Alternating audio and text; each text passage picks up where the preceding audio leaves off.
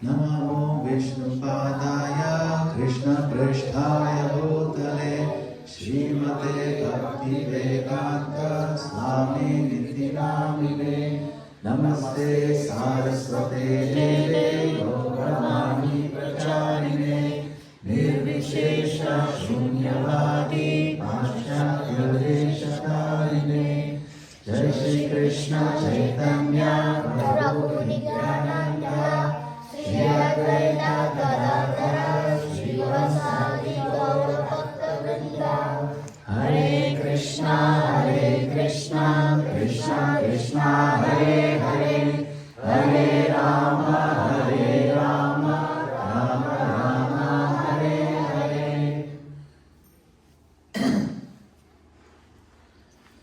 Om Namo Bhagavate Vasudevaya. Om Namo Bhagavate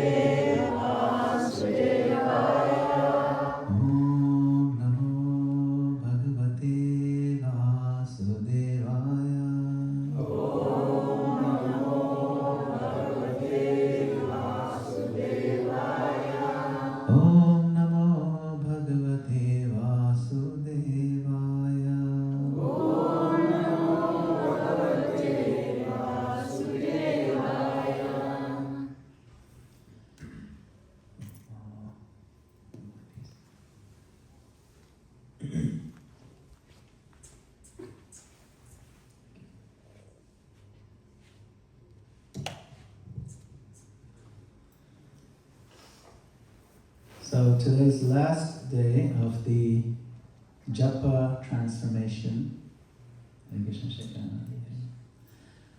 retreat. We talked about the analogy of transformation, Japa transformation, the analogy of the caterpillar turning into butterfly. Does the caterpillar just turn from caterpillar to butterfly? What happens in between? Yeah. Yeah, pupa. It's also called the cocoon. So that's the pupa right there. Good job. That's the pupa, yeah, the brown one. But then it turns into this beautiful butterfly. So, that's a caterpillar. It doesn't just turn into a butterfly like that. It undergoes the process of transformation inside the pupa, also known as a cocoon. So, it's so different. Look at it. Butterfly the caterpillar can just walk, slowly crawling, it's just crawling on the leaves, on the branches, on the ground. And the butterfly can fly anywhere it wants. It's a big difference. It's the same person. But now, it's a different person. Completely changed. That's what we call a transformation. So we've been chanting Hare Krishna, and we want to improve our chanting process to the point that is as absolutely good as we can possibly have it. We want to transform substantially. And in order to do that, in order to do perfect japa, we want to learn the framework of improving it. We talked about the 4 different gates. And so this room has been our cocoon for the last 3 days. Where we came, we kind of sequestered ourselves in here and we committed to improve in every possible way so that Krishna can be convinced that we are interested. We're interested in what? Him. In Him. In Him. Very simple. We're interested in Krishna. Are we really interested? Krishna doesn't get convinced very easily because all the time, most of our life we've been doing things that tell Him we're not interested. We may say we're interested, but our actions don't really reflect that. We say that I'm chanting your name, my Lord, so that I can become more Krishna conscious. But the way I chant, my attitude toward it, the way I sit, the way I fidget, the way I look away when he comes. It kind of gives some hints that I'm not really, really interested. So he looks not at our words, but he looks at our actions. He doesn't look at the fact that you're just chanting, but he looks at how you're calling out. What kind of feeling do we have when we call out to Krishna? Remember, chanting is a calling out. Hey Krishna, oh Radhe.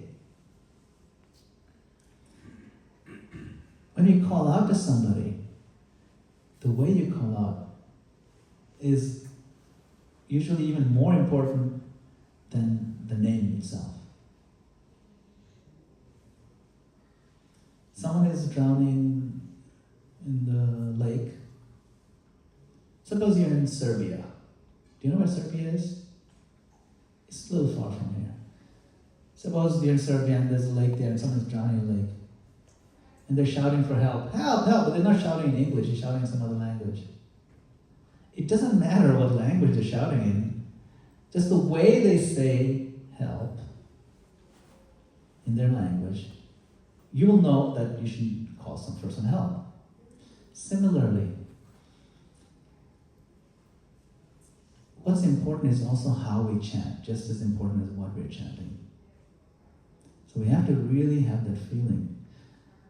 The holy name is so powerful that it can erase all kinds of sins, more sins than you can possibly commit. But there is a quality of feeling that goes with that chanting. It won't have that effect. There's no exaggeration in that claim, but it won't have that effect. You see? So what are the 4 gates to Japa, successful Japa? First one is the fundamentals, where we're supposed to sit up straight, sit properly, proper posture, proper pronunciation, sitting in a sacred space, coming in the morning, waking up early. Those are all very good things to improve your japa. Then, with your mind and intellect, you understand philosophically that Krishna is his holy name. The name itself is Krishna himself. And we want to disengage the mind from distracted thoughts when we chant. We just want to focus on the name itself. The sound, Hare Krishna, Krishna Krishna, Hare Hare, Hare Rama, Rama Rama, Hare. Only the sound. We don't think of anything else. We don't think of other thoughts. We don't think of our worries. We don't think of new ideas. We don't think of distractions. We don't think of what we missed. We don't think of what we have. We just don't think of anything other than focusing on the sound of Krishna's name. This is a way to approach him with attention.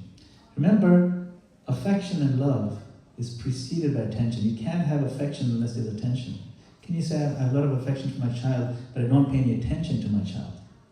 That means your affection is just empty words. So start with attention, then affection can flow.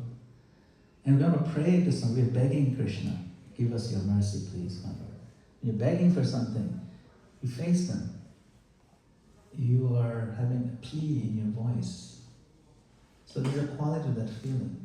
That feeling comes in gate number 3, the heartfelt emotions, where you bring in your heart. You're not just a mental thing anymore. You're clearing the mind of other thoughts, and then you bring your heartfelt feelings. My Lord, I need you. I need you to pull me in. I need you to engage me in your service, and I'm begging you.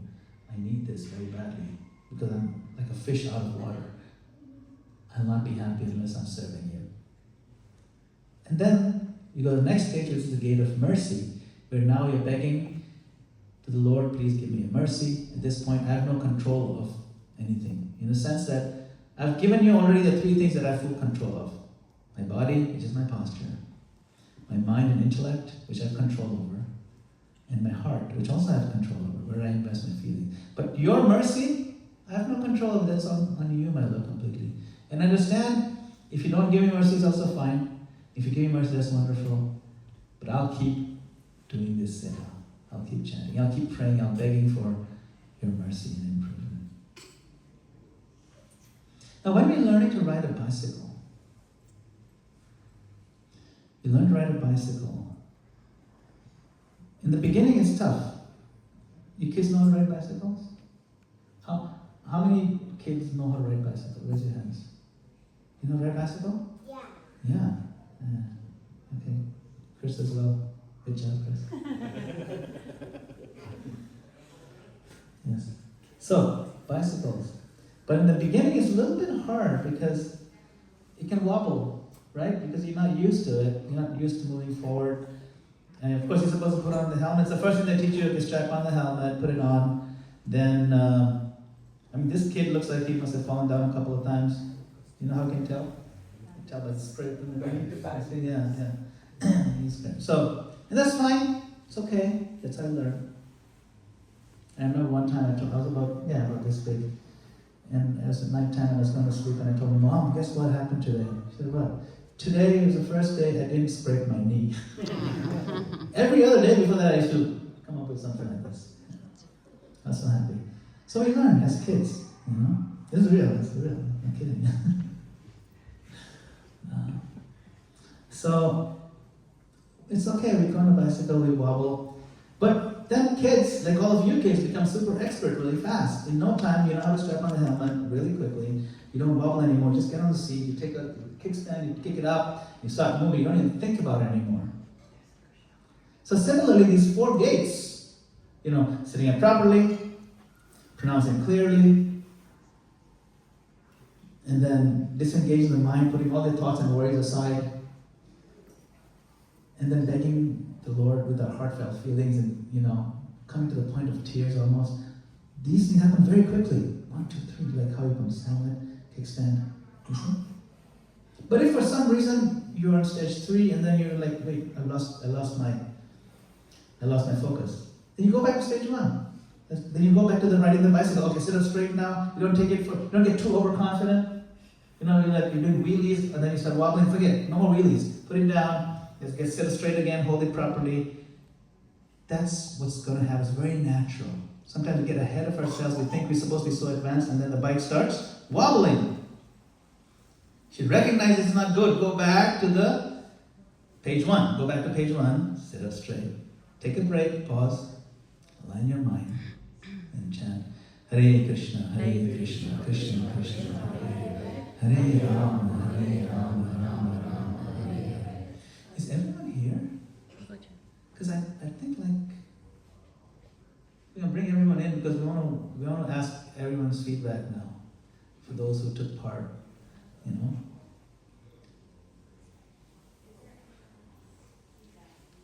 So we will chant now for 1 minute together with all our focus. Sit up straight. Okay, kids, you can't be fidgeting. You sit up straight. Okay, great. Sit up straight. Look here. Take your finger out of your mouth. There you go. Look here. Yeah. Sit up straight. Okay? Right. Now pretend you're holding beads. I'm pretending. So hold beads like this to your heart. Okay, like this. Pretend beads. Okay? Yes. Alright? Ready? We are going to chant.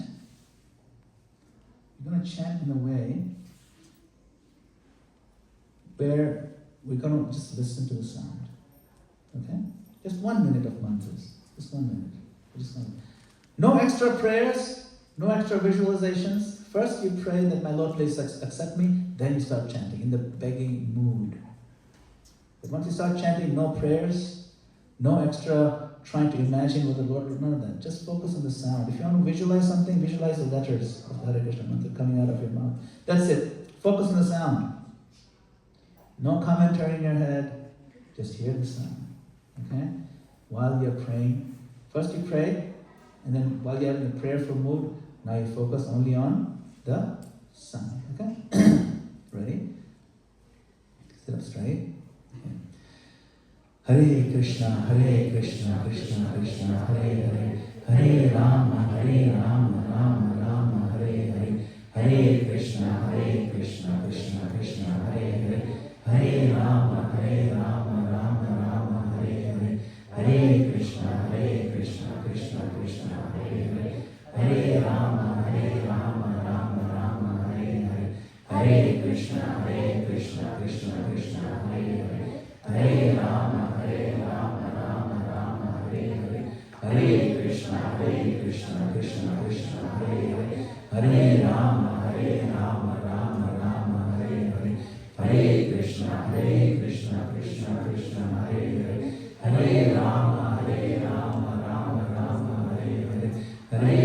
Hare Krishna, Krishna Krishna, Hare Hare, Hare Rama, Rama Rama, Hare Hare, Hare Krishna, Krishna Krishna, Hare Hare, Hare Rama, Rama, Hare Hare, Hare Krishna, Krishna Krishna, Hare Hare, Hare Rama, Rama, Hare Hare. So, Hare Krishna. Okay, so we pause. So, the hardest part, you'll notice, is bringing the mind back. Because you don't even realize at what point you lost the mind. But when you realize it, that, oh wait, I fell off the track, bring it back. When you fall off the track, you bring it back. Not neck, back. Close. Krishna says, Yato yato nishchalati, manashchanchalam asthiram. Sthira means steady. Asthiram means unsteady. Mana, the mind. Chanchala. Chanchala means very fidgety, very like jumpy. Tatastato niyamyetad atmanyeva vasham nayet. Vasham means you bring it back. Vash means bring it back under your control. So from wherever the mind wanders, due to its flickering and unsteady nature, one must certainly withdraw it and bring it back under the control of the self. This seems very theoretical, but this is in Japa is where it becomes practical. Okay? You'll do 5 mantras and I'll tell you how to bring it back. At the end of one mantra, you come back to the first mantra, and when you start the next mantra, you intentionally bring your mind back. Whether it's wandered or not, doesn't matter. You got it? Whether it's wandered or not, just assume it's wandered off already by the end of the first mantra. And just grab it, bring it back, and follow the feet of the first Hare, who is Radharani. That's why you anchor on that first Hare. Got it? Okay, we're going to do that now. Only 5 mantras. Ready? Sit up straight. You close your eyes this time, okay? Close your eyes and focus very deeply. Only 5 mantras. Hare Krishna, Krishna Krishna, Hare Hare, Hare Rama, Rama Rama, Hare Hare, Hare Krishna, Krishna Krishna, Hare Hare, Hare Rama, Rama Rama, Hare Hare, Hare Krishna, Krishna Krishna, Hare Hare, Hare Rama, Rama Rama, Hare Hare, Hare Krishna, Krishna Krishna, Hare Hare, Hare Rama, Rama Rama, Hare Hare, Hare Krishna, Krishna Krishna, Hare Hare, Hare Rama, Rama, Hare Hare. Okay. Very good. I think you've gotten the hang of it.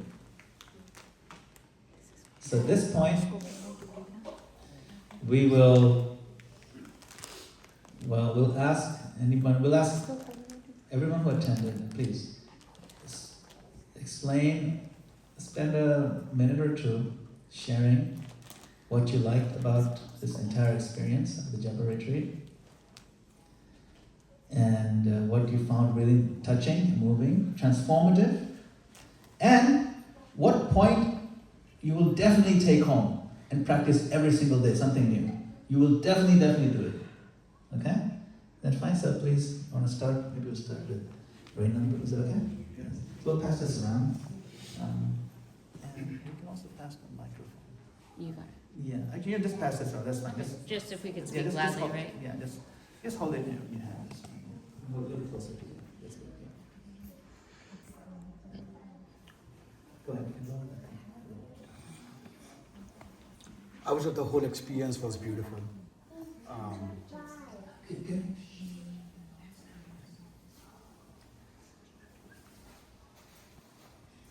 I think the beauty of Krishna consciousness is to always be like a child, right? Curious and learning. I think the few things on your point that you're taking back would be the 4 things you spoke about, which you hear but then you forget. Like at least I'll say for me, I forget. So take that back. Take a pause actually before you start rounds. So So that way you're thinking about those 4 points, bring the mind, the environment you spoke about, the climate, um,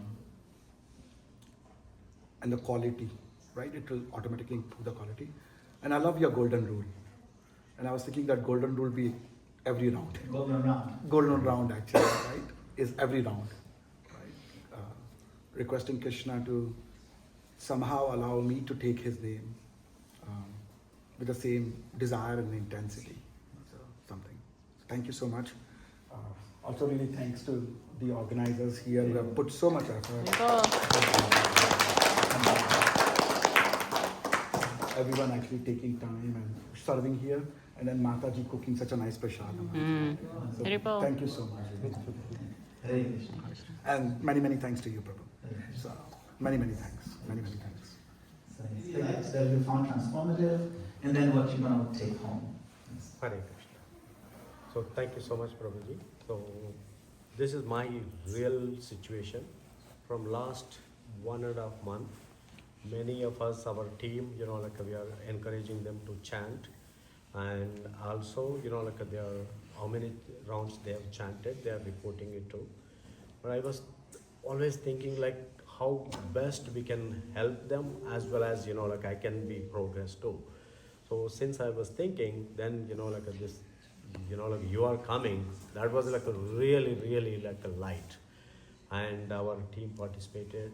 So the one thing I definitely liked is, I wanted to, how one of us doing so many counts, but the quality, compromising the quality. But now, the quality is the main thing for us, and bringing that first hare. So that is the one, and a golden, a round, golden round.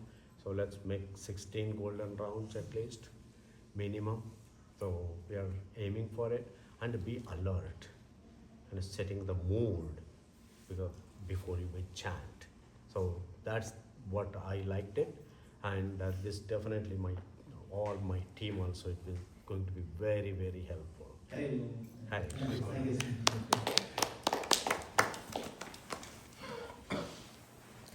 Hare Krishna, Prabhuji. First of all, thank you so much, Prabhuji, for your golden words and all the way you're coming here. And we are really grateful for this wonderful sessions and all. And we felt very happy, and especially yesterday, the chanting. It was really wonderful, and we came to know the real way of Japa. You can really feel and experience. So that is what I liked from this session. It's really wonderful and amazing, and thank you so much for everything. And I would like to, I will try my best to continue the same, and I would also like to thank Chandramamchi Prabhuji and everyone here. Thank you so much. Hare Krishna Prabhuji, thanks for coming. And I enjoyed, I do chanting every day, but the way I do, I think I was doing wrong. I realized after attending this. One thing I like is wandering mind, bring it back. I like that part. I would like to take home and do the same thing. And that is applicable everywhere, I think, as per my understanding. Not only when we do chanting, it's everyday activities, right? When we are doing something shadowly and the mind is wandering somewhere else, I think that is applicable everywhere. Thank you. Hare Krishna. Hare Krishna Prabhuji. Especially from the yesterday's session, how you taught us how we can start chanting and focus on things that you are going to do, and that kind of thing taught me back okay, what I was doing. And I was that's what I was explaining yesterday, that okay, chanting, when we do chanting, does a beats is needed or not? and you clarified, clearly state that okay, a beats is needed, and when we are doing on the through phone, turning on the clock and then doing, it really doesn't count anything. So it should start with the beats, and then you focus on your mind, and then complete. And if you stuck in the middle, if you forgot something, and then if you have to go back and then start from the beginning. So those are the things. It really helped a lot for us, actually, I would say. Of course, other things definitely. Focusing, main thing is we'll have to practice more to get our mind straight, and then sit straight, and then start our chanting, and then to get mercy from Krishna, we'll have to do a lot. Thank you. Thank you. Very well. Thank you. Yeah. Thank you. Hare Krishna Prabhuji. Very good. Yeah, these 2 days sessions helped me a lot, and I came to know. So first of all, how to set up the environment, like the poster, and how to prepare ourselves, like physically, by doing some exercises and breathing exercises to prepare ourselves, like before going to chant. And when we distract in between doing the chanting, so how to come back, when to pass and when to come back, how to come back. That is what you explained very well.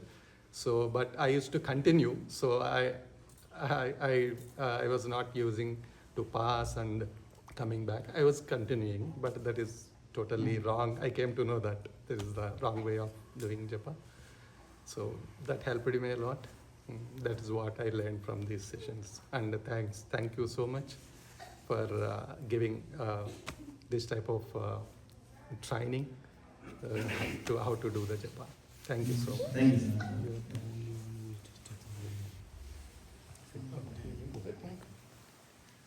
Hare Krishna, Buddhandavat Pranam. So first of all, thank you so much for organizing the program. And also, one thing is like the association that we got, all like being all together, it's like the most wonderful thing. Srila Prabhupada and all the receiving succession in this age, they have said that chanting is the only service and the main service to serve the Lord, to make the Lord happy, and that is our primary duty. So by attending this type of like retreats, japa retreats, we can efficiently make ourselves like more to like increase the quality of the japa, as a lot of people say. So that way we can actually serve the Lord in a better way and serve Srila Prabhupada in a better way. So I really like that. Like after attending these things, so I will definitely try to incorporate all the messages that you shared with us, and also try to increase the quality of the japa, so that I can serve the Lord in a better way. Thank you. Very well. Hare Krishna. Thank you for everything, everyone who's helped with this.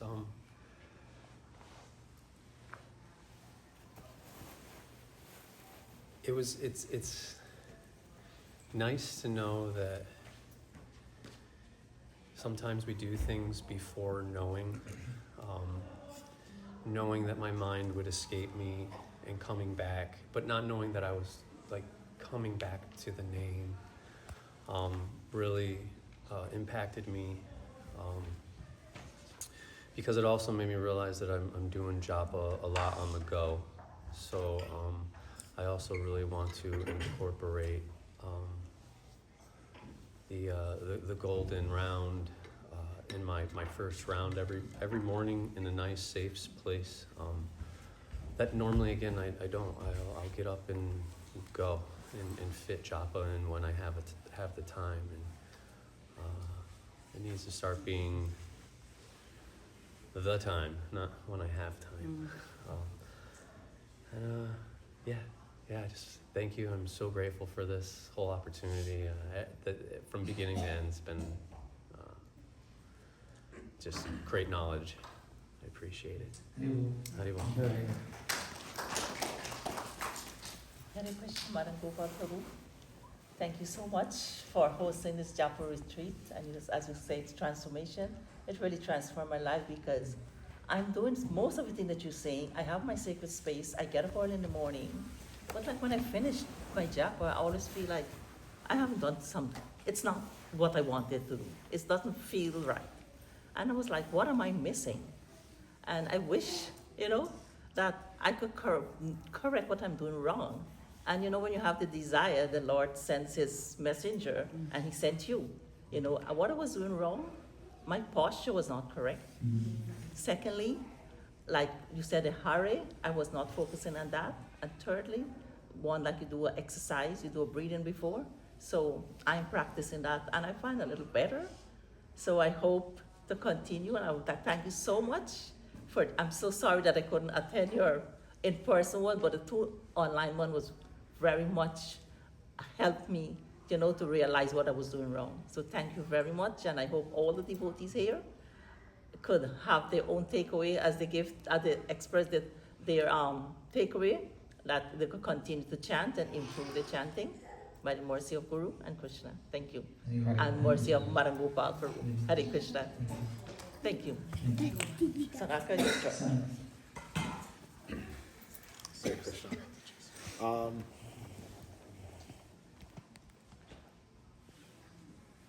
I liked, one of the things I'm taking away is Gita.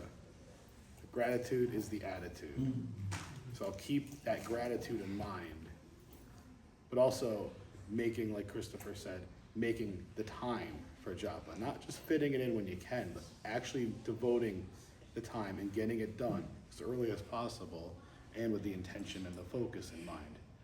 And I'm also, what I'll be taking away is, one of the things I really liked about this program was the accessibility of it. This was like, it was deep, but not too deep, where it's like, you didn't lose your focus during the retreat. You captured our attention, you fit humor in perfectly. And this is just, it's a great thing for beginners as well as people that have been doing it for years. And so I appreciate that and thank you for that. And as also said by Shaikari, the pranams, the little exercises, these last couple of days, what a great way to start. So that's what I will be incorporating as well every day, that now. So I thank you. Oh, and the slight reintroduction of chocolate. Chocolate, a little bit of chocolate, yes.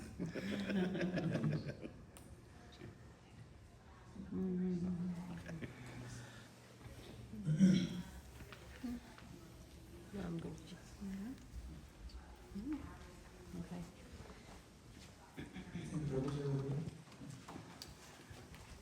Somebody. Yeah.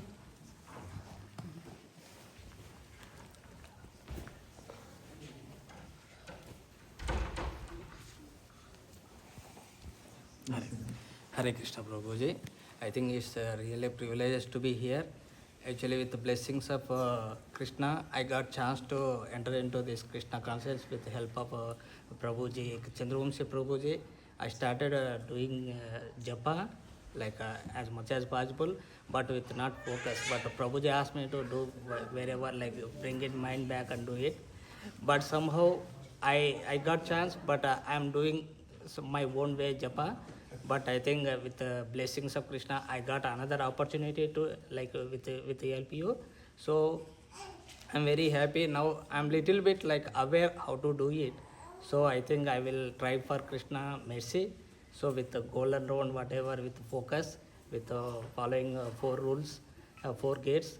So I think it's a get back thing is to me, doing proper way chanting. So I think this is the opportunity to me, second chance to me. So to prove myself with bhakti.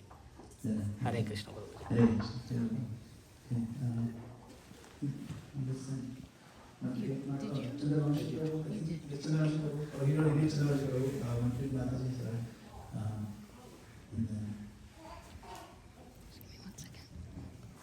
Say what you liked about it, whether you liked it or not first. No, thank you so much for organizing this beautiful retreat. There are a lot of beautiful practices we learned. What my takeaway is entering the 4 gates. and be intentional. Say a prayer, and then be intentional each round, and make every round, try to do at least make an effort to do a golden round. So that's the intention and taking forward.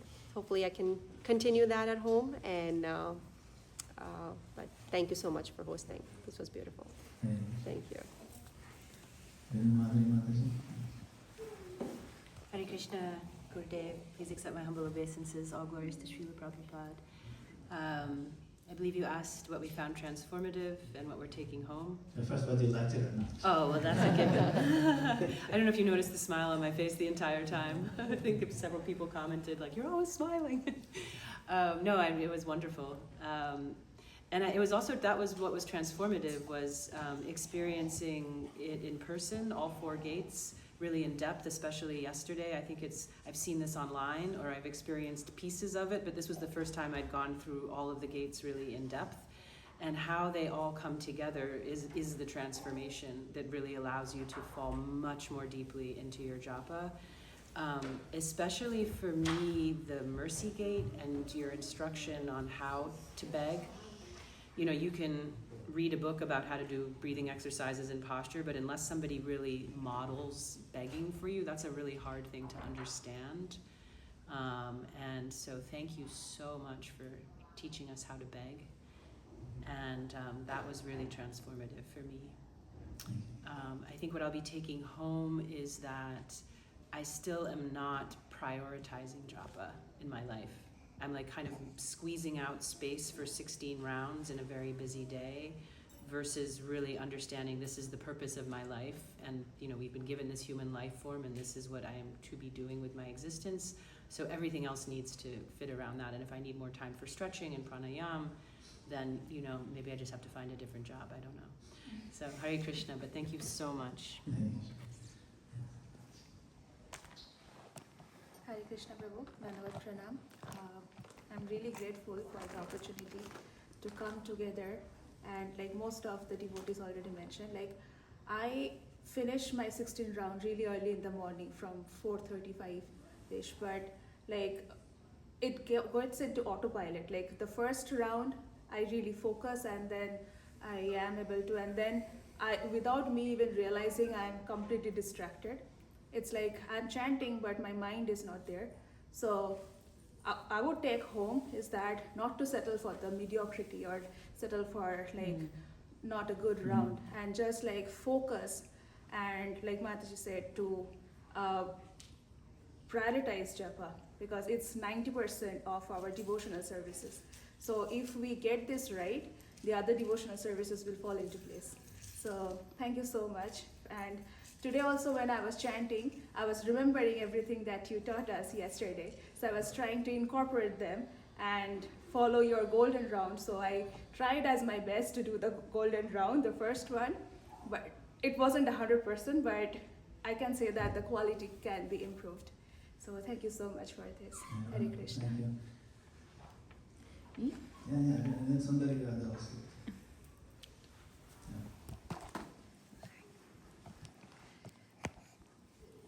Thank you for organizing this retreat. It was actually a treat for a lot of us. And like everyone mentioned, it is very important that we invest our time in this kind of self-rejuvenation and jumpstart our spirituality. After the retreat, I really look back, and I'm reassuring myself that no matter what we do in life, japa is the priority, and japa has everything in it. So not to take it for granted. Given the fact that there is so much going on in life, and there is always a scarcity of time, there's never going to be ample time. To make this the goal of life, I think that's the most important takeaway. Second is not to take this for granted. The ability to pick up the beads and to chant, it's not just a mechanical process, but it is a mercy from our previous acharyas and our Guru Maharaj that we are able to say this name. Otherwise, we are not even capable of uttering these holy names. And that gives or puts me in a state of gratitude before entering the sacred space in mind for japa. And whenever, this is what I learned, this is my personal learning through this time, wherever I feel short of that 100% being present in japa, I immediately pray to Harinam Prabhu, the personification of the holy mantra, and beg and I ask, please, if you so desire, can I do meaningful japa? And I'm so happy that if we beg for this, we do get the mercy. So I feel like I'll continue depending on Krishna, depending on the acharyas, and continue this process at least this lifetime again and again. Thank you for the retreat. Hare Krishna.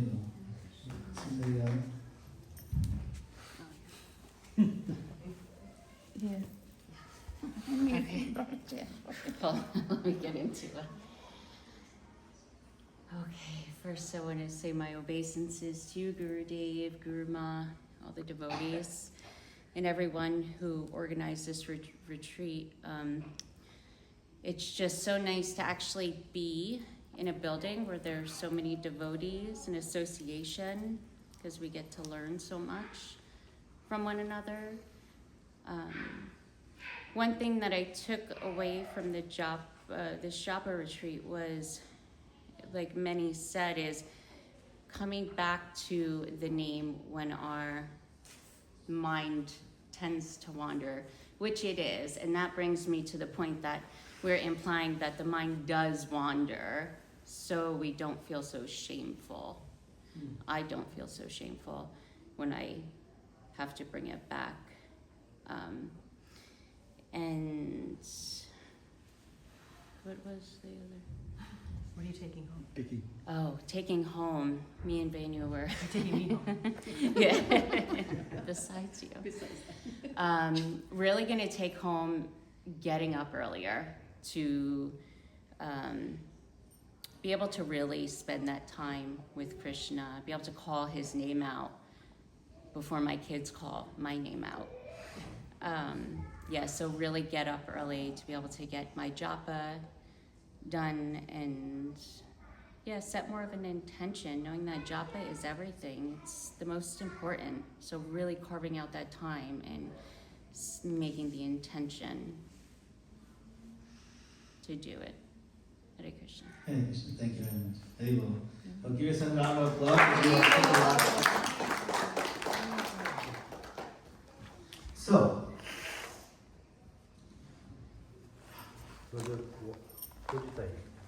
oh yeah, Mataji. Oh.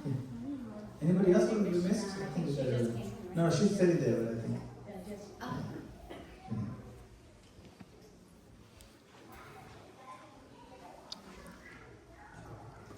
Yes, fine. Good to know. Start, please. Hare Krishna Prabhuji, Dandavad Pranams. Okay. I am grateful for this Japa retreat sessions, and I have learned so much from these sessions, and it helped me to focus more on during the Japa. So, and I learned how to pronounce before I used to pronounce Krishna. Now I know how to pronounce Krishna and the Rama. So, and about the 4 gates, I never. So first time I'm hearing about that 4 gates in this retreat. So that's the new for me, and there are the lot of things I have learned during this retreat. So what I'm taking home is before I used to okay, I need to complete my 16 rounds. Now I learned I need to focus more on each mantra, the Hare Krishna, Hare Krishna. So that's it. Thank you, Prabhuji. Thank you. That somewhere in the spiritual world, the great devotees are looking at this down in this room right now. Look at this room. Srila Prabhupada, Haridas Thakur, who's a Namacharya, all the great acharyas who spent their entire lives absorbed in the holy names. And they're watching a group of devotees who have gathered together for an entire weekend for one simple purpose: to learn how to chant the holy name. And they're watching this group of devotees and they're giving their blessings. Just pause for a moment and appreciate how rare that is. In the world outside this room, billions of people are running in thousands of different directions. Careers, money, status, distractions. But here we are, sitting together, discussing how to pronounce the name more carefully, how to sit more attentively, how to listen more deeply, how to soften the heart before Krishna. This is not ordinary. This is extraordinary spiritual fortune. But now we stand at a very important moment, because the real success of this retreat will not be measured by what happened here. It will be measured by what happens after we leave. If everything evaporates, then it's not successful. Isn't it? When the environment changes, we're outside the cocoon now, we're not in the cocoon anymore. Yes, we have the abilities, we know what to do. Like the butterfly knows how to fly, but the first few flaps, wait, what? I'm so used to the nice warm cocoon, and what is all this? But we have to build the confidence to not become a caterpillar again. Not go back to the old ways of crawling on the ground when we have the ability to soar. We know what to do now. You can't say you don't know. You know the 4 gates. You know to give attention to Krishna.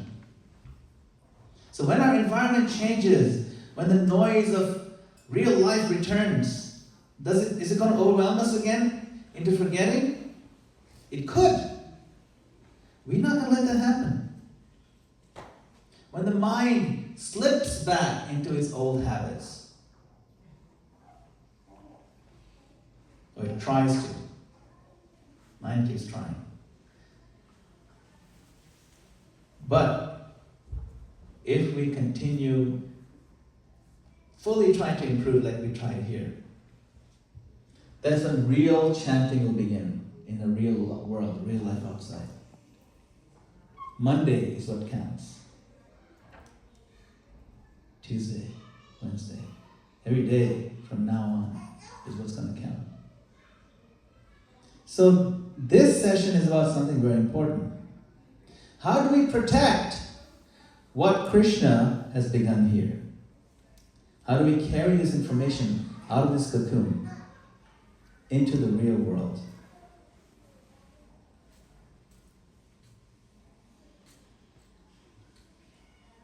So there's many, many things about taking the retreat home. Most retreats end the same way, most of them. We have beautiful realizations. We shared just now also what we realized, what we liked, and so on. We chant deeply.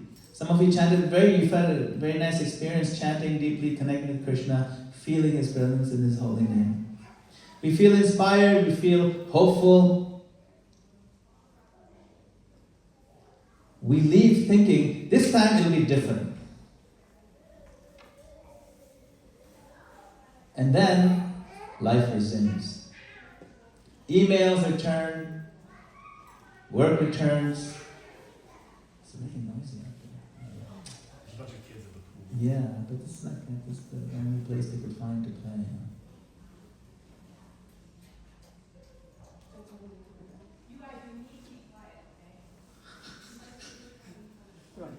They know how they're bringing the fire.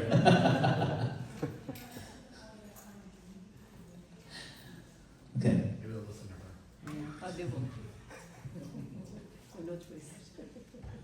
Thank you so much.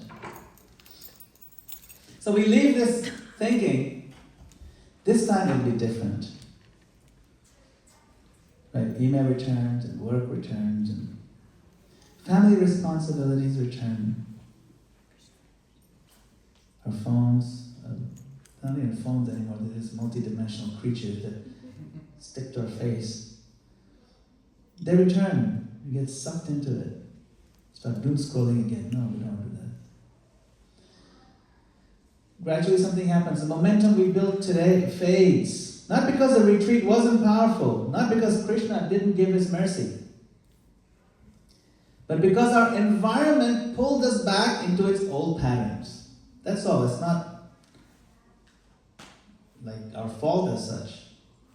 It's very easy to get sucked back in the environment. Our environment really affects us. This discussion is all about not letting that happen. Or at least protecting us from the adverse impacts of that environment. If it's really, really cold outside, you don't go out in shorts and say, oh, what can be done, It's just, that's just the way it is. No, you can put on a jacket, you can protect yourself. You wear proper clothes. There's no such thing as bad weather.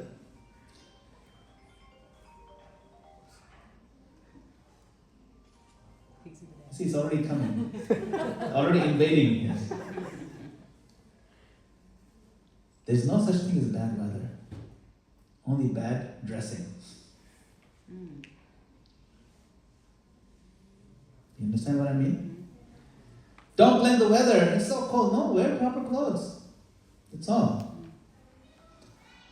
So this is not unique just to spiritual retreats. This is true of almost every area of your life. People attend fitness camps, feel transformed. They return home. This was kind of a fitness camp. We did quite a few exercises. And then 2 weeks later, the treadmill is quiet again. And we use the treadmill, but not for hanging sweaters and things like that. No. People attend leadership seminars. They feel inspired. But a month later, they fall back in the same bad habits.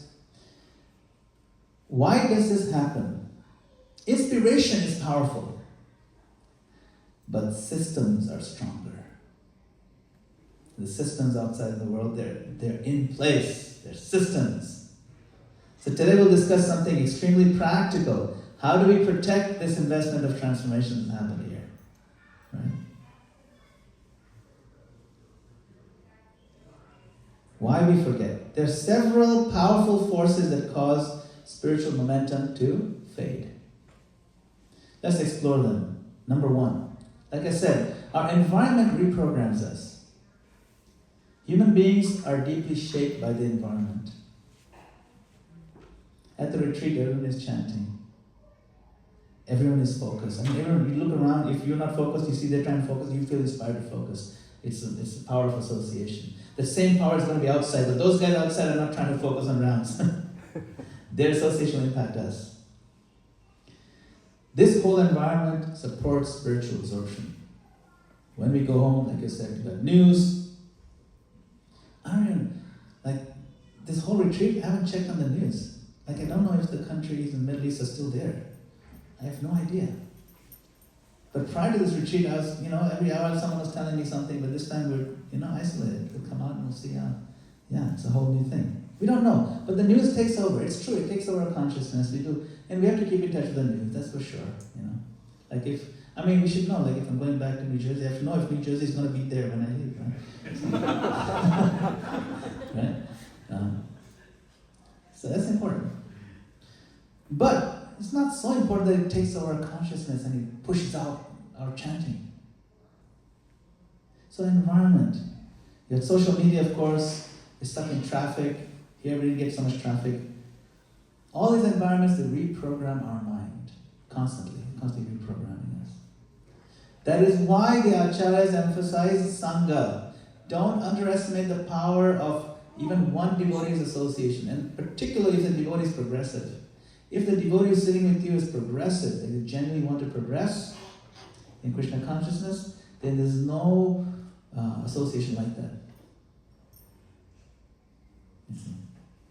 Find association. They focus on that. It's not just company. It's not just that let me find some devotees I can go watch a movie with in theaters. No, that's not association. Association is someone progressively increasing the spiritual quotient. Right? So association is environment shaping our consciousness. So this is one reason why these things fail, our environment. Second, habit gravity. You know how the gravitational pull pulls us down? We always feel the pull of gravity. Our habits have their own gravitational field, habits. Our minds are governed by habits. And habits have that gravitational pull. If we have chanted inattentively for years, that pattern has momentum. That momentum will grab you again. Now, this retreat may interrupt that momentum momentarily. We don't want this to just be an interruption in our bad habits. We want this to be an end of our bad habits. You follow? That's hard to do. But we want to reflect on it really deeply right now. No more nonsensical chanting. No more inattentive chanting. No more distracted chanting. But that habit gravity is going to pull us back. And once we return to the same environment, that old habit, it'll pull us back, right? So improvement requires something important. New habits must replace old habits. We have to change habits, not just inspiration. Habits means just do it. I can't even help myself. I have to do this stretching. I can't help myself. Right? I stretch a little bit. I have to sit up straight. I can't help myself. It's a habit now. I'm habituated to sit up straight. Like, I can never even sit like this anymore. It hurts my back if I slouch. It's true. Like, I feel pain in my back if I slouch. Before it was the opposite. Before it was sitting up straight, I get tired. Now, if I sit anything other than, even when I'm sitting on a chair, I don't lean on it. I sit at the edge and sit up like this, everywhere. Why? Because I've gotten used to this habit and it's actually very comfortable. You can sit like this for hours. Actually very natural for the spine to do like this. But you have to overcome a little bit bad habit. And Prabhupada at the age of 80 was sitting up like this. Look at his videos, look at his photos. He's smiling, but he's sitting up straight. Amazing. We have no excuse. I'm pretty sure none of us here is at the age of 80. I look like, but I'm not. You see? So, new habits must replace old habits. So that's the second reason. The first reason was what? The environment. It's going to get you. It's going to grab you. As soon as you step out, it's going to grab you. The very moment you step out, you try to open the car and the car lock doesn't open, then you forget all this thing. You start worrying about how am I getting the car towed. All this stuff evaporates. Because now you have to think of, okay, back to New York, and it's the environment. It grabs you. You can't help it. That's environment. We have to work. We have to hold on to this. Don't let it evaporate. It's a spirit. And spirits evaporate. Yeah. Second is what? Our habit, gravity. Gravity, habit. Right? Reason number 3 that we lose the value that we've gained here. It's important to know the reason we're going to lose these things so we can protect it. Keep this in mind. Lack of structure. During the retreat, we had structure. We had scheduled sessions. We had Mother Mataji sending out updates. This is how it's going to be. Schedule 7:30 is this, and 6:30 is Albany, and so on and so forth. They have structured. We had it. Everybody had it. It was very nice. We had structured exercises, the right time. We had a group chanting, it was structured. We knew when is a pranayama session, we knew when is a stretching session. Some of you avoided those, that's fine. And then it was a chanting session. We had kirtans. But it was structured. We had reflections, we had structure. At home, often there is no structure. A routine even sometimes is unstructured. So japa becomes like, when Mother Mataji is saying, you squeeze it into your day. So japa gets squeezed into the margins of our life. instead of being the center of the day, this very important spiritual service becomes an item on a checklist. That's different. It's structurally bad.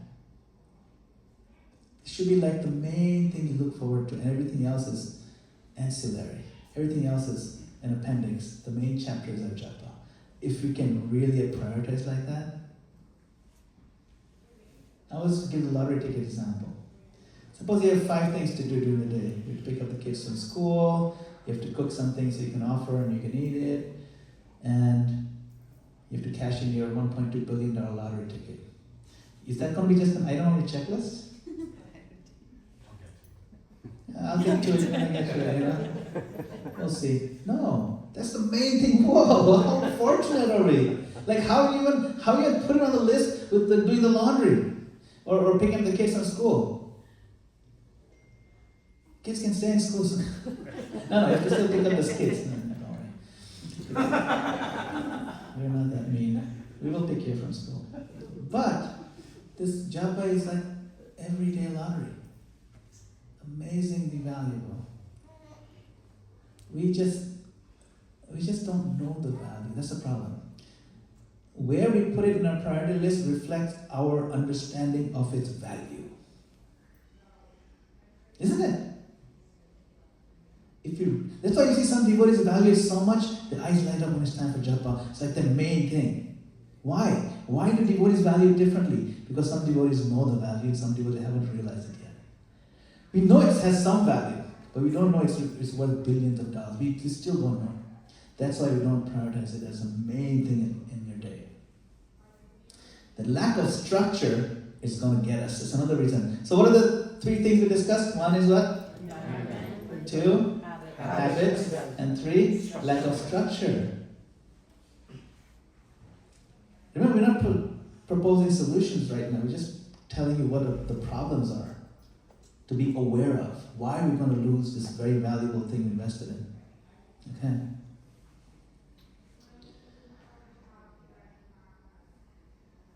Reason number 4, the last one.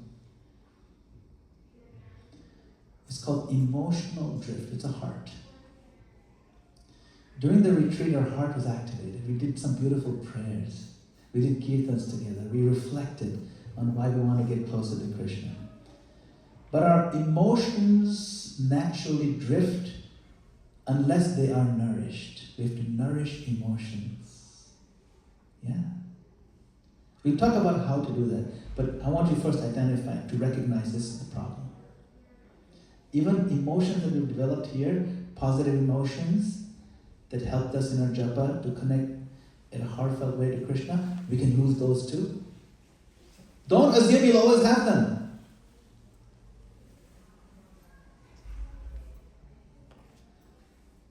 Bhakti is not sustained only by discipline, although discipline is a big part of it.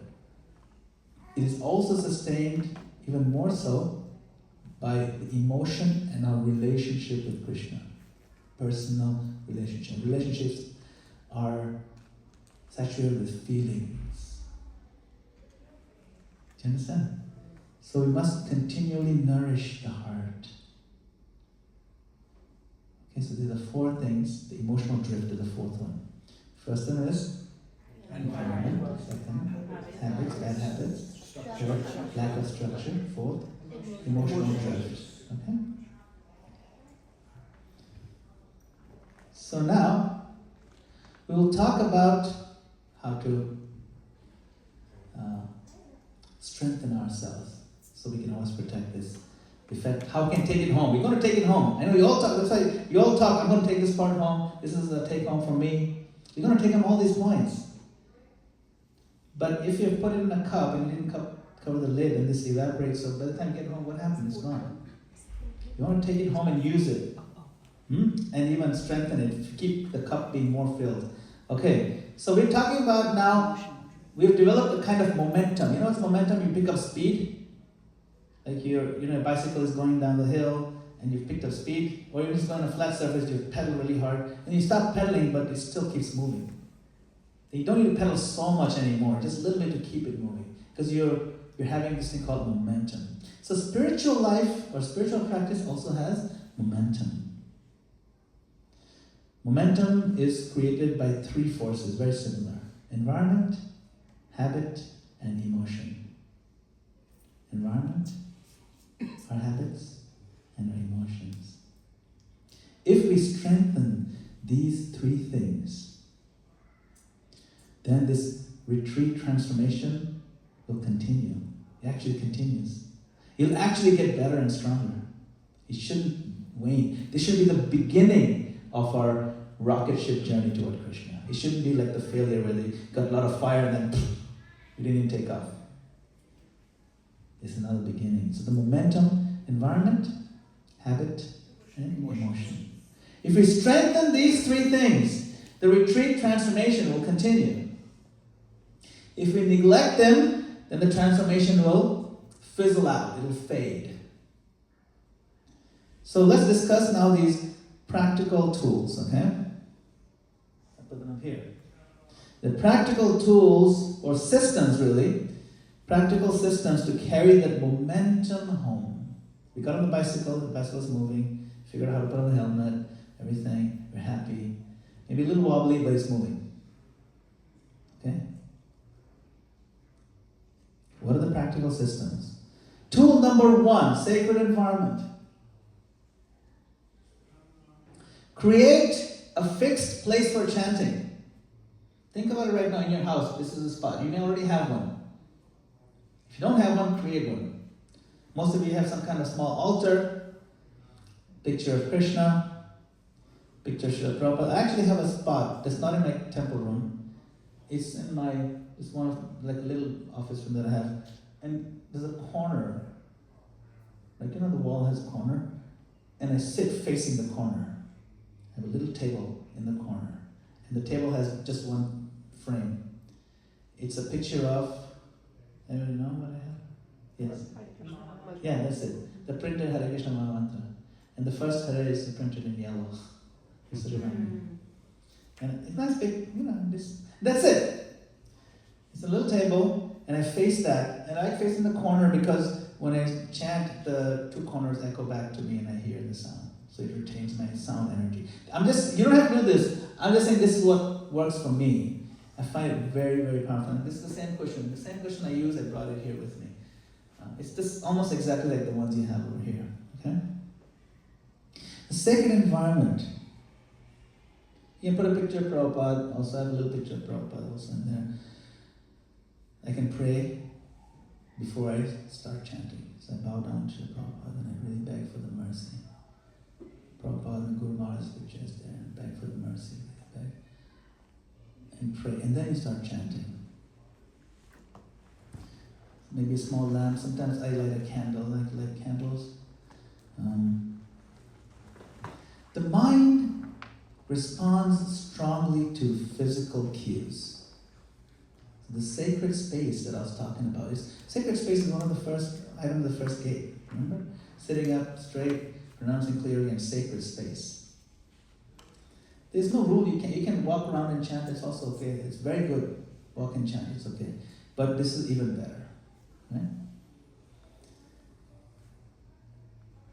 When you sit in that place every day, the mind is reminded. What? This is where I meet Krishna. This is my meeting room. You know how we meet? This is a meeting room, right? Conference room is a meeting room. Sometimes the office is small meeting rooms where 3 people can sit, or only, like that. This is my meeting room with Krishna. So you come, you wait for Krishna to come, you invite him with your chanting. It's very sweet. Okay? This is where I meet Krishna. This is the spot. Something different happens here. Your mind is reminded of that. So you align very quickly. Right? Good. Now, tool number 2. Protect the first hour of the day. The first hour of the day is spiritually precious. If you can wake up, whatever that hour may be. For some people it's 4 o'clock, for some people it's 7 o'clock, doesn't matter, whatever it is. Before there were phones, people had time. Now we have phones. So, before you're distracted with your phone, before you're distracted with your messages, keep that hour special, pristine, like the snow, which hasn't been stepped on yet. The moment you look at your phone, you start stepping on the snow already. You understand what I'm saying? This noise here in your mind. So keep it untrodden, pure white snow. Because you fell asleep, when you sleep, all the things is reset, you get reboot and start with fresh. Sometimes when you open too many tabs on your Chrome browser, like 50 or 100 tabs, it slows down your computer. So, okay, forget it, had it enough, you close it down, you reboot the computer. Okay? Now after rebooting, if you open all the tabs again, you're back to where you were. At least take advantage of the first few minutes of the reboot, you get fresh, good performance. Open just one tab. That's the chanting tab. The first hour is precious. So before your phone, your messages, your distractions, make one commitment. No phone before japa. Even if it's only the first couple of rounds, first 2 rounds, first 4 rounds. Protect that sacred space and protect that sacred time. Space and time. We are all space-time worms. But we are now space-time butterflies. Okay. Tool number 3. That first round we were talking about, making it the golden round. Slow it down. If you're too fast, slow it down. If you're already too slow, it's going to slow it down further. But if it's, slow it down in the sense that be more clear. The first round sets the tone. If the first round is slurred and blurred and rushed, then the rest will follow that tone. It'll follow the mood of that first round. Make the first round deliberate and attentive. That single round often changes the quality of the rest of the session. It does. See, often. Point number 4. We learned so many things to improve. How many things? So many, long list of things, right, in this weekend? Point number 4 is somewhat counterintuitive. Don't try to improve everything at once every day. Do the 1 improvement rule. It's called the 1 improvement rule. What 1 improvement will transform my japa today? Okay? 1 improvement rule. For example, today I'm just going to focus on posture. That's it. I'm going to do anything else, posture, and just chant. I'll chant my regular. The posture is going to be good. And the next day I'm just going to focus on clarity of hearing. That's all. All my 16 rounds, I'm just going to focus on that. That's it.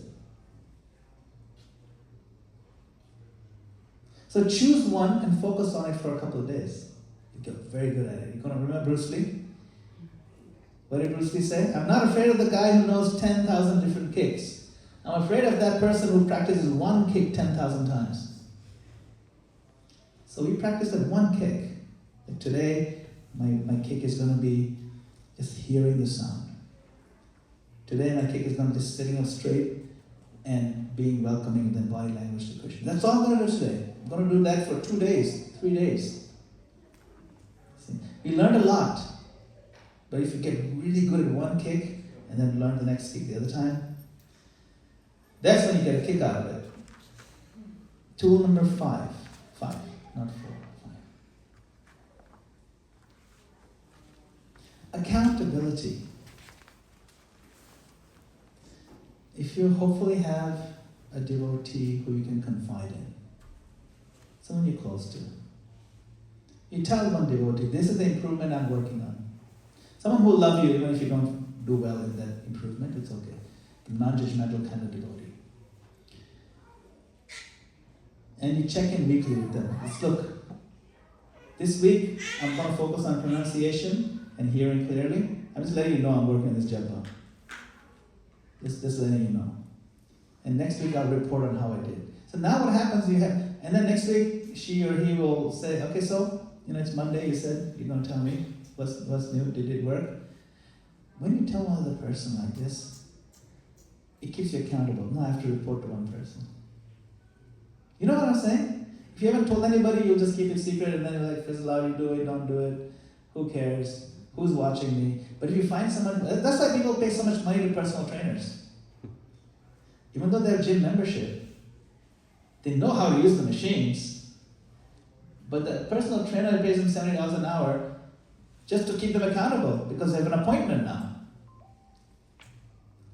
That accountability will keep you fit. Find one person. Now, this is not something you broadcast it to 20 different devotees.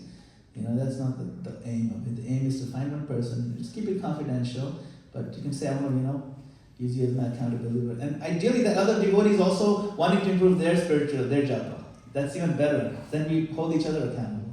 So then you work on it together. You're a study buddy or something like that. Find a circle, find a group, find a person. But this is very powerful. What happens? It sustains transformation. Again, all this session is about is preserving the value of what we've learned here. Because we practice it, we know the theory very well. Anybody here will tell you what the 4 gates are inside out. They'll give you the examples. Everybody has paid attention. And we've practiced, you know what to do. But it can easily evaporate. We don't want to do that. This whole session is about taking the retreat home. So accountability. Now, what is the other thing that we tend to lose? Okay, so there are 3 things, right? There are 3 things that shape our momentum. One is the environment, the other is habit, and the third is emotion. That's right. So, and we talked about the importance of nourishing these emotions. How do you nourish emotions? So this is where the rich contribution of our great acharyas comes in. These beautiful Bengali bhajans that are very simple, sweet language. We're very fortunate, we've got 2 Bengali devotees here. 2 or 3? 2.5. Yeah. Right.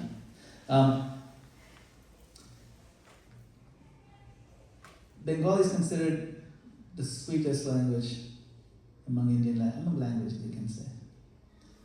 And our acharyas composed this incredible bhajans that are in simple language, but they're so emotionally nourishing and powerful. So we spoke about this raga. Raga, anybody remember what the acronym raga stands for? R is? Remorse or remembrance. A?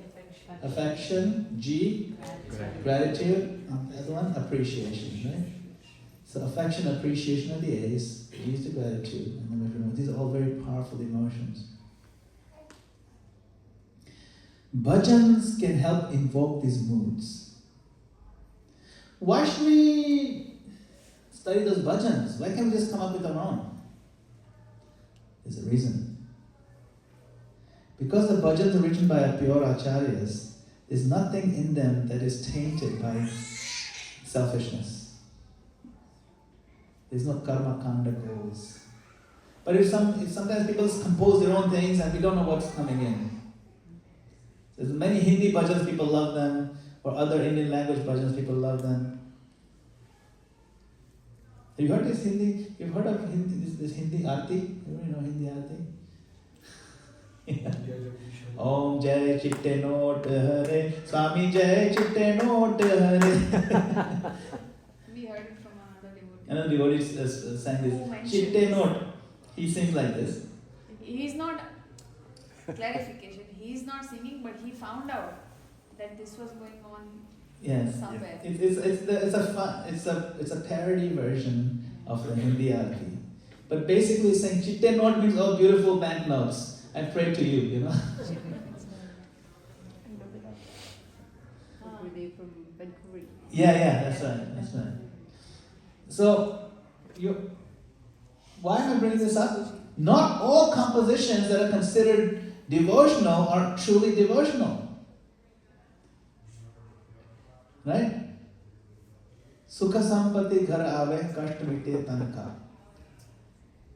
That's not a pure desire. That let there be a lot of wealth coming into my home and my bodily aches, my pimples are gone away. No. I mean, this is part of, and they do aarti like this, and they sing. It's not. We think this is devotion. That's why we read only the Acharya's bhajans. You understand? There's a reason. Bengali is not our language. It's not my first, second, third, fourth, fifth language also. It's my sixth language. I know 5 languages. Bengali I don't know. But still, we love these bhajans because they're written by acharyas. So, for remorse, we mentioned some bhajans. I think I shared with you I'll be sending them. the list. So, yesterday I listed them, but I just kind of listed them and didn't give notes. So I just shared the list to Madana, she shared the list to everybody else. Different moods are invoked by different bhajans. Hari Hari Bifale Janama Going, that's remorse. Then other bhajans are that Ohe Vaishnav Thakur, we appreciating the Vaishnav Thakurs, Doya Sagar. It's a mood of humility, of dependence, prayers for mercy. Even simple bhajan of Jai Radha Madhava is an appreciation bhajan. Jai Radha Madhava, Jai Kunja Bihari. But if you really meditate on the words, they really you can really appreciate them. Yashodanandana Bhajajanandana, Jamuna Tiravanachari is in the bank of Yamuna playing his flute. If you really visualize, you appreciate how beautiful he is. Gratitude. There's a nice gratitude bhajan. It's not very commonly known, but it used to be sung from Prabhupada a lot. Bhaja Bhakata Vatsala Shri Gaurahari. Bhaja Bhakata Vatsala Shri Gaurahari. It's a very uplifting bhajan, and it glorifies the mercy of Chaitanya Mahaprabhu. And it's full of description of nice prasadam items. Tasty things, this is so tasty, this is so sweet, this is nice. Come and eat the kachoris, and come eat the rice, and come and eat the sweets and sweet rice.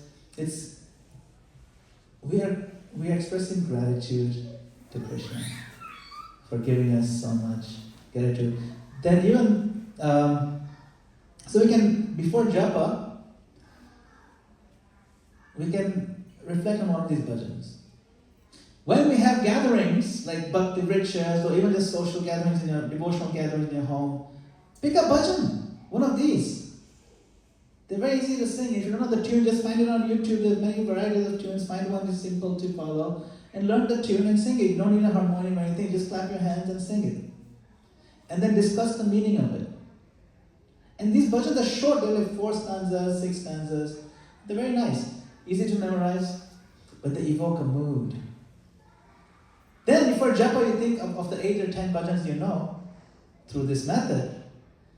This bhajan is very nice. Radha Krishna Pranamora, Yugala Kishora. Radha Krishna Pranamora, Yugala Kishora. Jivane Marane Gati, Arnahi Mo. Jivane Marane Gati, Arnahi Mo. Whether I'm living or even I'm dying, doesn't matter. My aim of life, my aim, is nothing more than Radha Krishna. They're my pran, they're my life heirs. Now after singing that bhajan, after reflecting on it, then you step into the japa. Or you talk to 5 different people about what's going on in Iran and step into japa. Big difference. Isn't it a big difference? Unless you're talking about the devotees who are preaching in Iran, it's not going to be that inspiring. That's why it's important to learn these bhajans, reflect on them. Our emotion is a very big part of the spiritual momentum. So allow the heart to soften and then begin chanting. So now, this last part here, non-negotiables. Non-negotiables mean this is not negotiable. So what are the non-negotiables?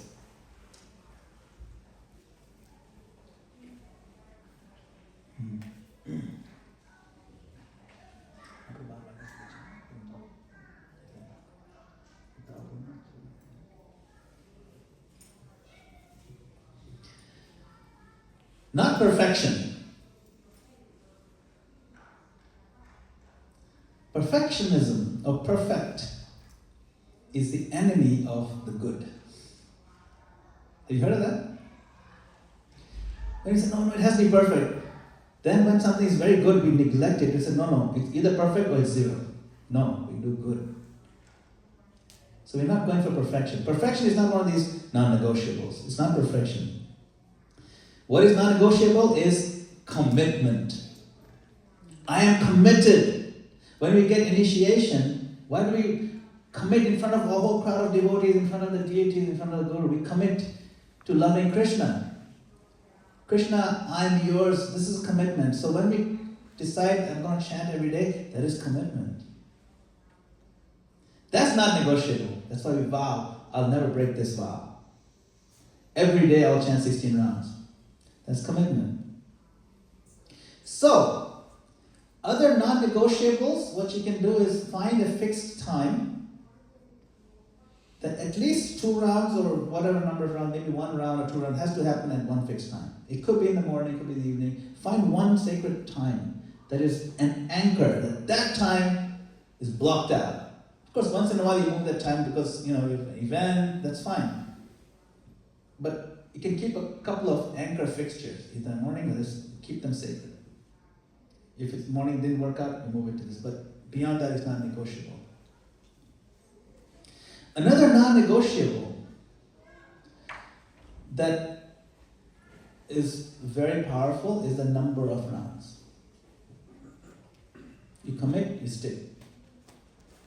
Of course, those of us who initiated, we've committed to 16 rounds. That's a fixed number of rounds. And sometimes devotees would have difficulty. They would write to Srila Prabhupada, I couldn't finish my 16 rounds, I only did 12. And only for the whole week I can only do 12. And Prabhupada said, what? You took a vow. What is the value of your vow? I thought you were a word of a gentleman. He didn't say, it's okay. No. You took a vow. It's not that hard.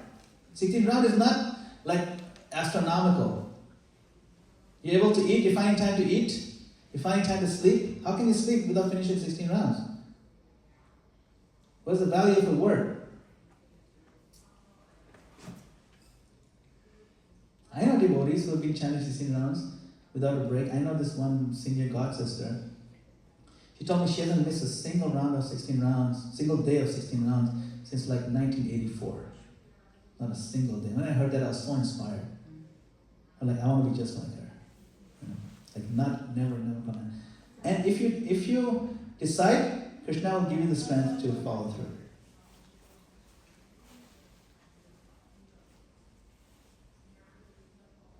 Yeah, my personal story is that when I discovered Krishna consciousness, I started going to the temple, discovered this is so cool.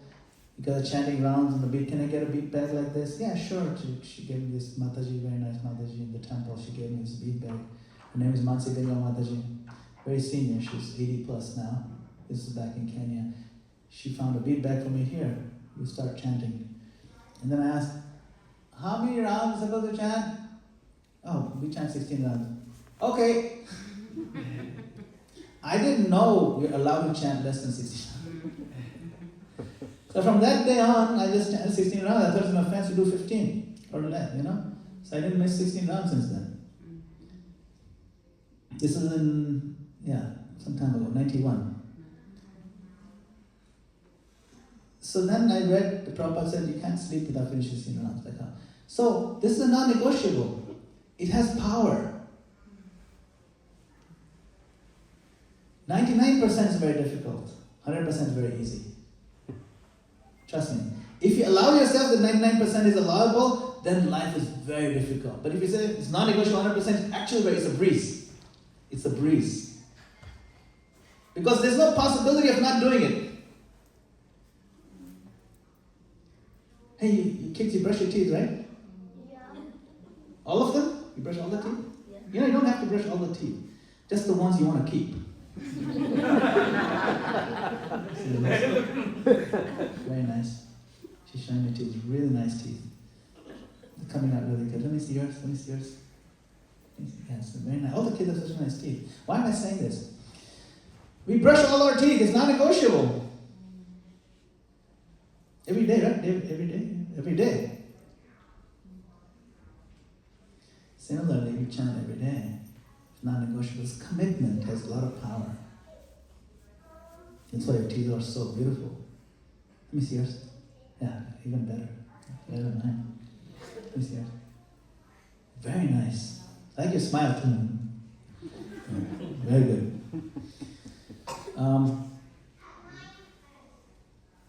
You have a reason to smile when you finish your rounds. And when you brush your teeth also. Commitment, non-negotiability, it really gives you so much inner strength. Also, if you made non-negotiable, life stages don't affect it. Can't say, oh, now I'm in high school, I have exams, what can be done? No. I was in high school when I started. Then I came to America. College, exams, and then come to a new country, and student visa, and so many issues, and language barrier. No. Finish the 16 rounds. Okay, then, I'm looking for a job, I need H1, I got a job. Okay, well, how hard is the job? It's tough. No, finish 16 rounds. Oh, well, you have to find a girl to get married to. It's so hard, like, this girl is really nice, but I don't know if she likes me, and, no, you finish the 16 rounds, man. And then, she said yes, really? Nice. Oh, you still have to finish 16 rounds. I'm just telling my life story, that's all right. Yeah, I was here in America, she was in India. We were just talking on the phone for like a whole year. And then I met her just the day before we got engaged in person.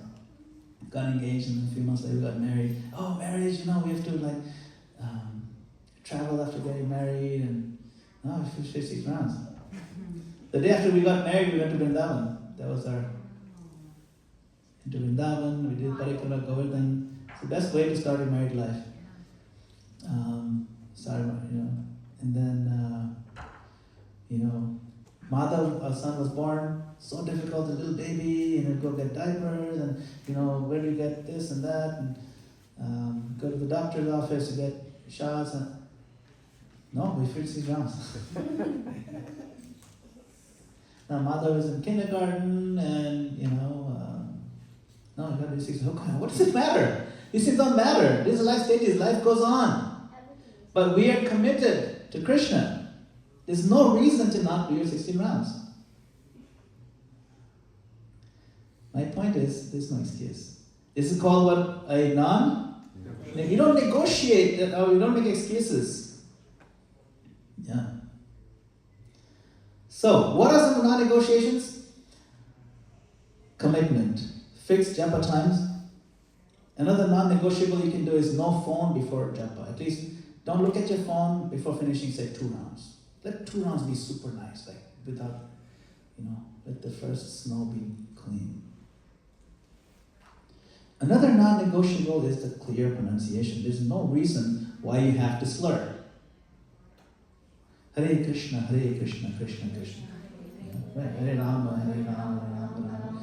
I literally heard one time, the devotees trying to chant so fast. I'm not making it up. This is here, kitty, kitty, kitty, kitty, here, kitty, kitty. They're trying to call a cat. Here, kitty, kitty, kitty, kitty. Hey, mama, hey, mama, mama, mama. Hey. I actually heard this, and why are you chanting like this? You don't speak. Even she's laughing. Vidya. Yeah. She finds this hilarious. Pronounce clearly, this is not negotiable.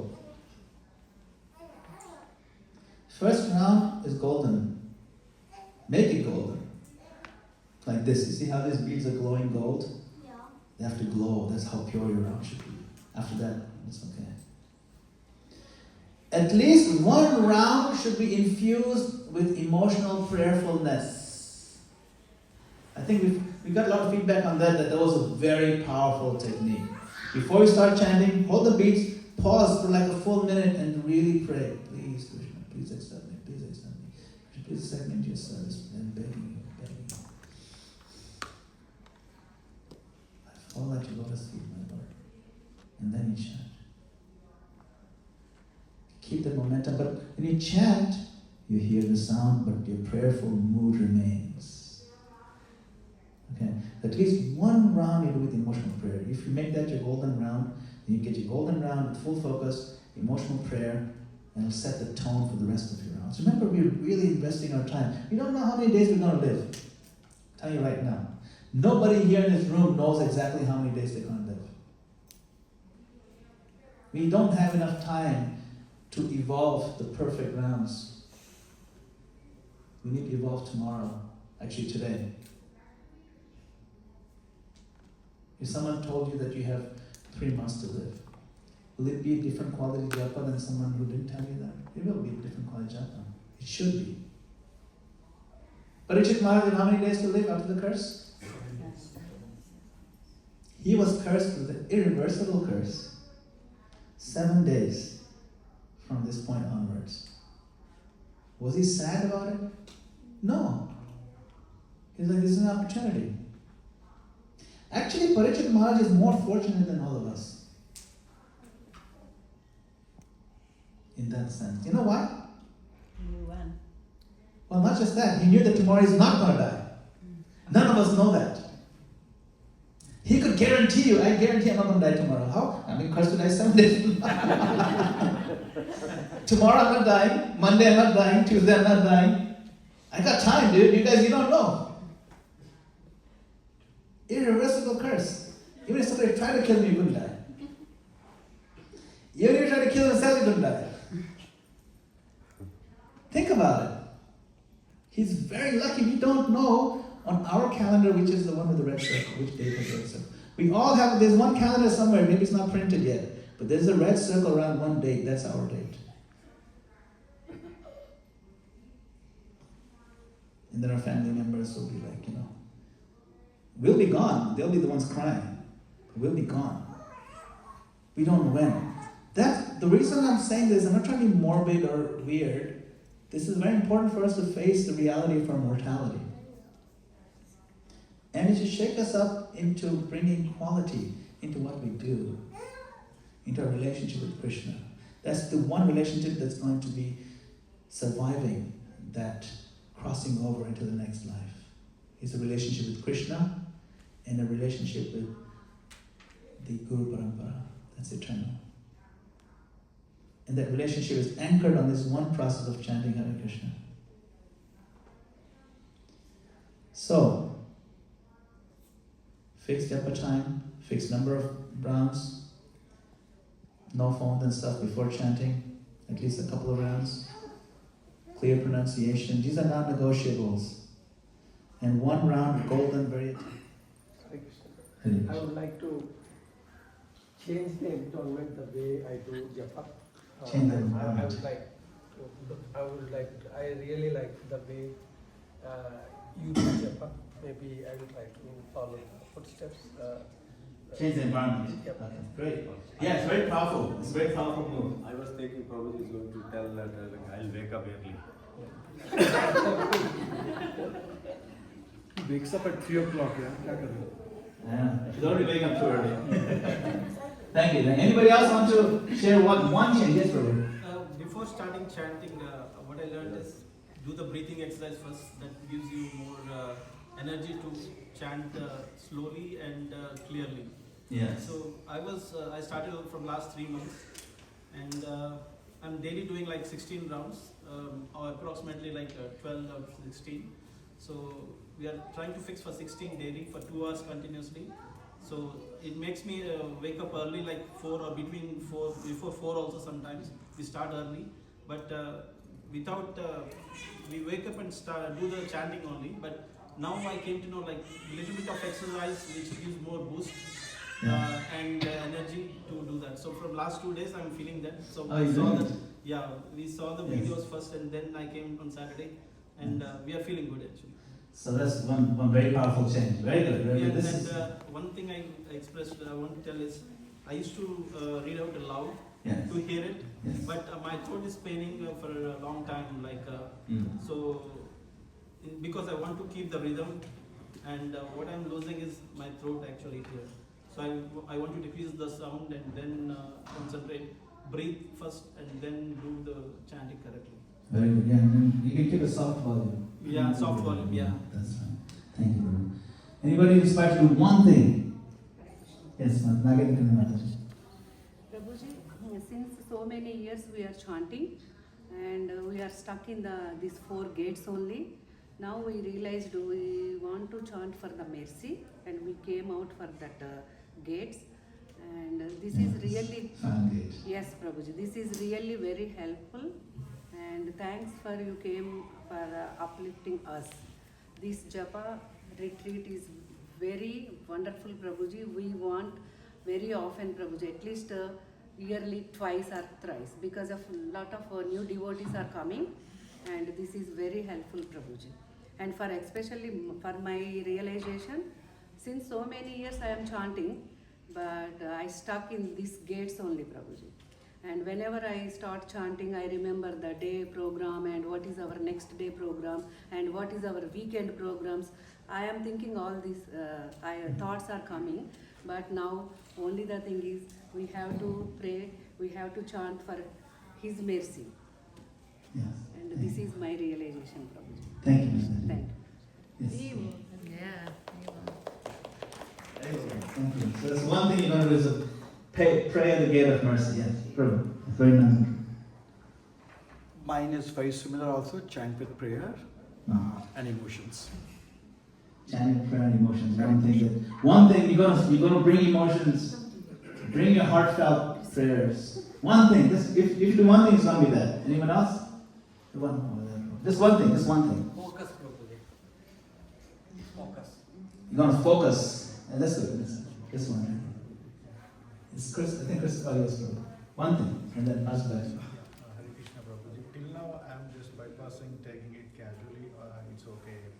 Prabhuji is asking every day. Sorry to say that, but as you say, so I'm getting time to eat. I'm making my time to brush and etc. So from today, I'm gonna change. I'm going to get the time for the 16th. There you go. Making time priorities, yes, Christopher. Creating the consistent space to do my first golden round. Yeah. Nice. Okay, great. I think we're good. One more, and then we'll yes. Thank you. Since Nagendra Kenya said she wanted to go to the 4th gate, she wanted to worship it, I want to smash two coffee mugs. Thank you. Hare Krishna. So yes, please make up your mind or decide you're going to do one thing tomorrow, and then the next day you can do some other thing also. But at least one thing you must do, right? One change you have to make.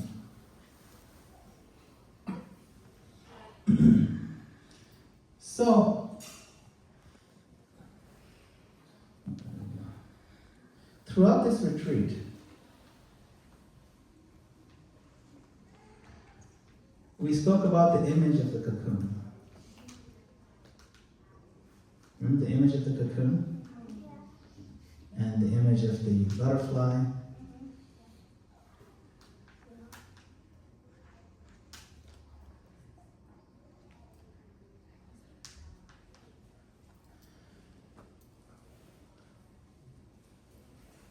A caterpillar enters the cocoon.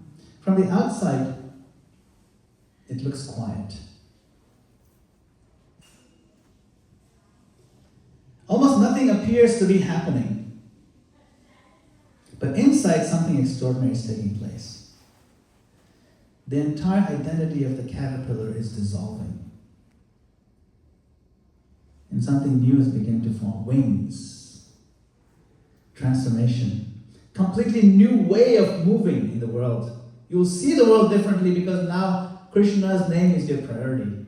Trust me, you will see the world differently. The angle of view that a caterpillar has of the world versus what a butterfly has of the world is completely different. When you see the world through the eyes of a Krishna conscious lens, it's a bird's eye view, it's a butterfly's eye view. You can see everything around, you can see what's important, you can see the dangers coming up. You can't see all that when you're a caterpillar just surviving one day to the next. But when you see through Krishna's eyes, you understand what is priorities in life, what is worth getting worked up about, and what's worth not worrying about at all. Our problem is that we get worried about things that are not very important. And prioritize things that are of highest importance. We get emotionally tied down by things that are utterly inconsequential.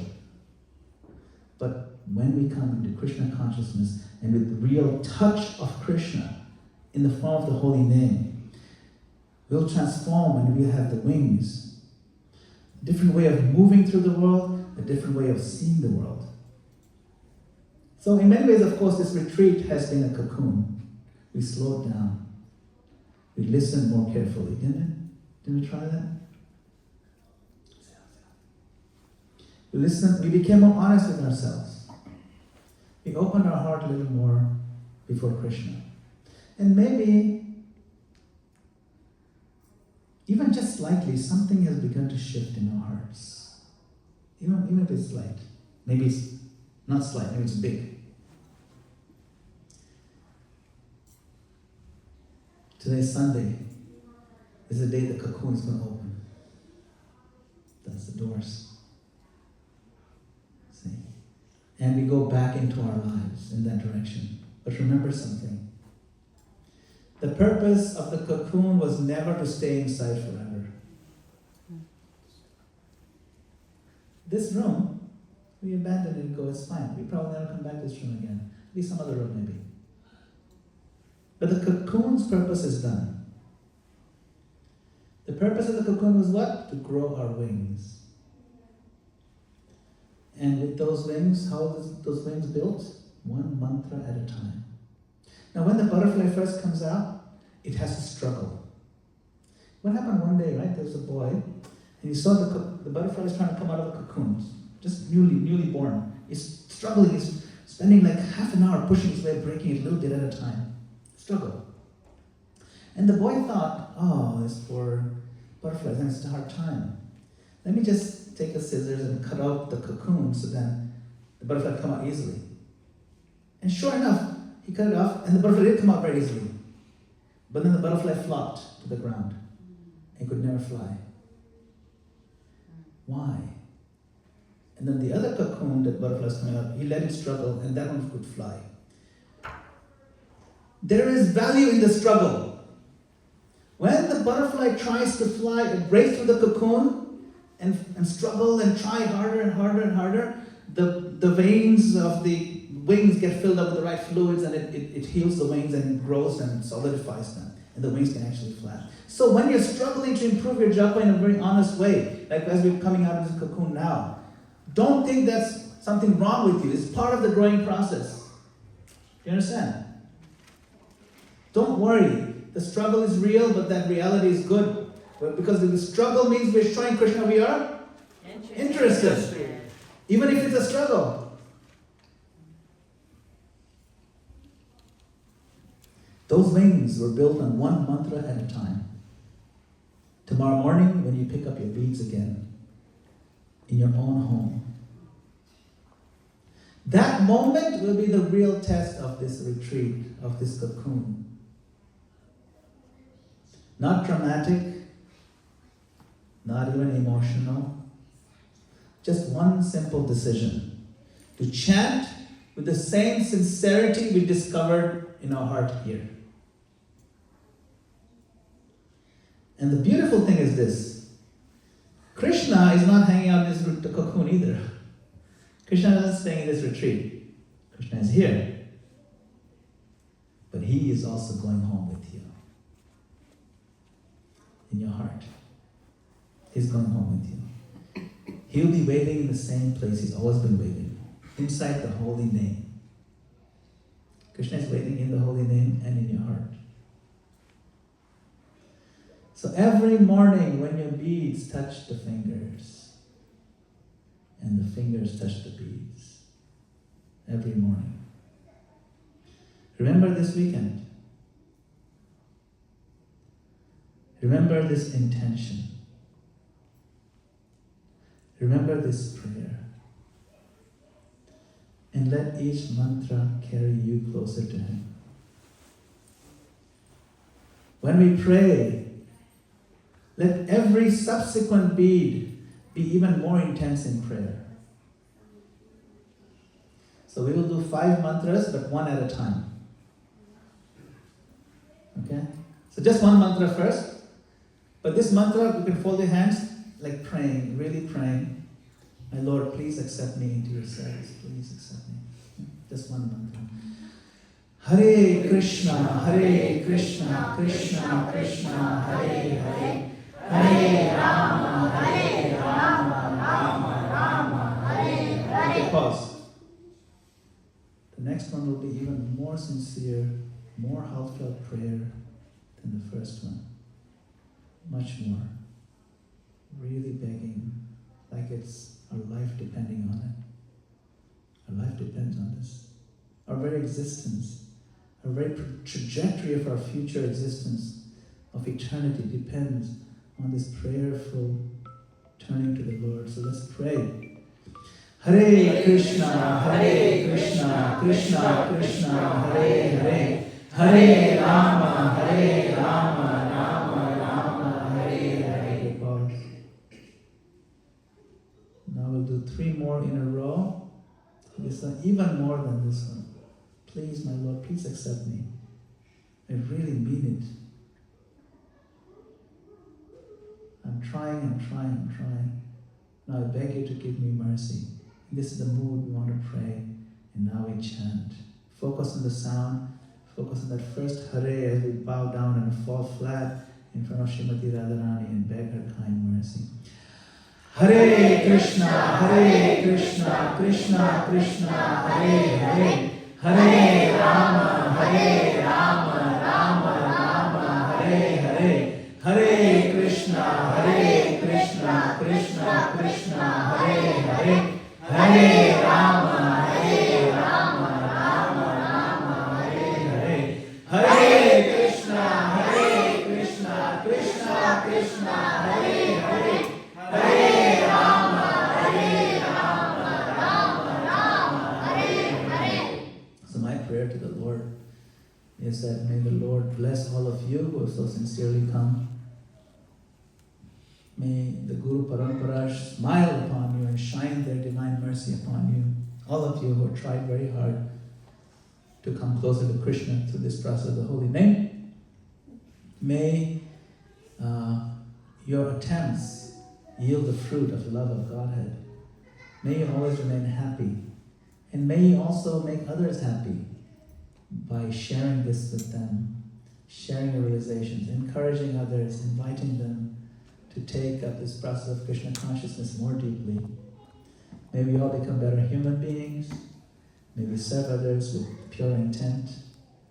May you prosper in your spiritual life. That's my prayer to the Lord for you. I beg to submit from my obeisances to all of you. Kindly forgive me if I've made any mistakes in this endeavor. I'm just trying to serve my spiritual master in this effort and hope that I can please them and I can please all of you in some way with this little endeavor. I want to really thank all the devotees who have worked extremely hard to bring this together. The devotees who sponsored the space, who sponsored the prasadam, who sponsored the variable time, who just gave and gave to make sure this succeeds. I'm indebted to all of you who did all this work. All the different kirtans we had last night are so sweet. We had a variety of different programs, and who would have thought we could do something like this in Albany? But Albany is an important town. This whole capital area, it's important. Why is it important? Because all of you are here. That's why it's important. There are devotees here. And this is just a small devotee circle, but I can see that there will be, just in this capital region, there will be so many devotees. I would say thousands in the whole Schenectady, Albany area. This will be a vibrant hotspot of Krishna consciousness. May the Lord and Srila Prabhupada bless you and succeed in your preaching efforts abundantly. Let there be every 10 minutes there should be a center of ISKCON. Every 10 minutes there should drive, you'll find devotees chanting and dancing. There should be so many devotees. It should be just like, let there be an abundance in all your endeavors. That's my prayer. It'll please Prabhupada like anything. And let us come together in that initiative and be happy ourselves. Srila Prabhupada ki Jai. Hare Krishna. So thank you very much, and we will see you next time when we see you. Hari Bol. Hare